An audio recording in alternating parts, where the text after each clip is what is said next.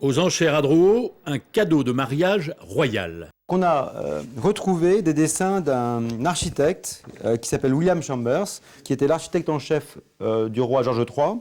Ce sont des dessins qui étaient diffusés aux différents artisans travaillant pour la couronne, principalement en Angleterre, et on a découvert que ces dessins finalement ont traversé l'océan pour arriver à Mourshidabad. Et il y avait un fameux nabab, qui est le nabab Mourshid Quli Khan, qui offrait des cadeaux royaux.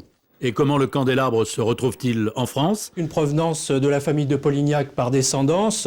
Le troisième duc de Polignac a été ambassadeur de France en Angleterre. Celui-ci a épousé en deuxième noces à l'ambassade de France en 1824 une demoiselle, Parkins. Le régent a peut-être assisté à ces noces. Alors c'est un délire. Il y a peut-être un peu de franc-maçonnerie dans tout ça, il y a des éléments décoratifs qui nous échappent, avec un registre complètement fou, puisque finalement on a encore des motifs qui rappellent l'art indien. On a 12 palmes qui peuvent rappeler les 12 degrés de la connaissance.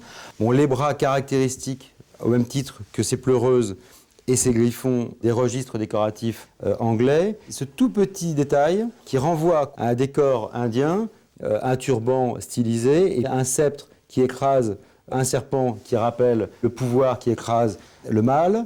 Il faut imaginer le travail que ça a dû représenter, tant l'ivoire d'une part est difficile à sculpter, et surtout au niveau de l'assemblage. Et il n'y a pas de repentir. Lorsque le sculpteur faisait un griffon, le moindre coup de gouge ou quoi que ce soit rendait la pièce inutilisable et à refaire. On peut imaginer les milliers d'heures qu'il a fallu pour concevoir un objet comme celui-là. On peut l'emmener très facilement en vacances, puisqu'il se démonte complètement. Tout est monté à vis, c'est-à-dire qu'on peut dévisser par exemple la partie supérieure, le fût central également se dévisse, les bras de lumière s'enlèvent, donc c'est un objet qui tient dans un tout petit carton une fois démonté complètement.